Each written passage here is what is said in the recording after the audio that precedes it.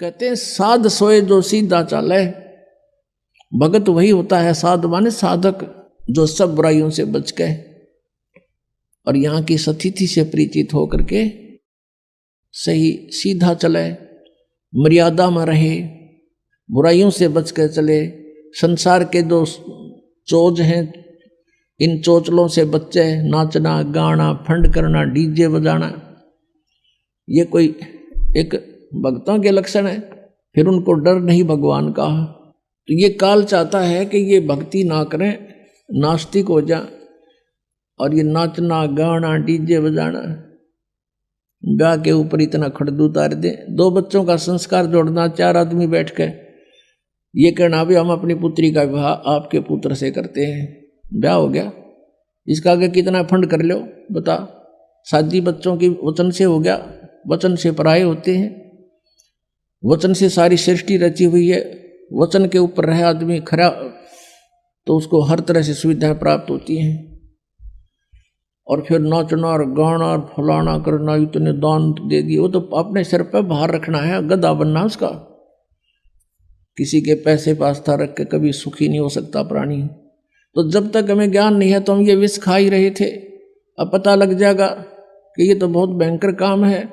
कहते हैं तुमने उस दरगाह का मैल नहीं देखा और धर्मराज के तिल तिल का लेखा। कौन बिराने बाहर न डोवे। फिर जैसे कल आपको कथा सुनाई थी, एक साधु संत बन रहा था नकली, भगत ने उसको प्रार्थना किया भक्ति कर लो हमें सेवा मिल जाएगी संत की, वो उसके चौबारे में रहने लग गया। भगत सेवा करता, वो खा कर सो जाता, कुआड़ बंद करके महात्मा साधना करता है।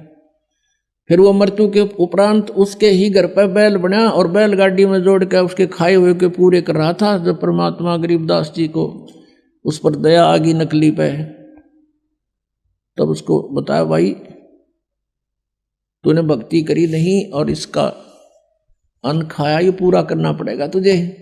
लठ खा के कर ले ते राजी खुशी कर ले, पूरा करना पड़ेगा। फिर वो चल पड़ा अपना सीधा होके।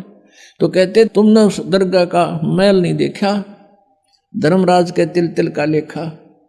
तो आप किसी से दहेज लेते हो, वो आपके ऊपर भार बन गया और उसका फिर पूरा आपने देना पड़ेगा। किसी का बैल बनोगे, किसी की भैंस बनोगे, किसी का खच्चर बनोगे, वो पूरा करना पड़ेगा। फिर क्यों सिर में दर्द करे। जैसे किरका जहर का रंग होरी हो, कहो कौन तिस खावे राम रंग होरी हो। जैसे विष का कोई कण पड़ा हो किता और आपको पता है यू कण है और विष का है, हाथ भी ना लाओ, एक किसी और वस्तु से पकड़ के किरा कित फेंक काओगे।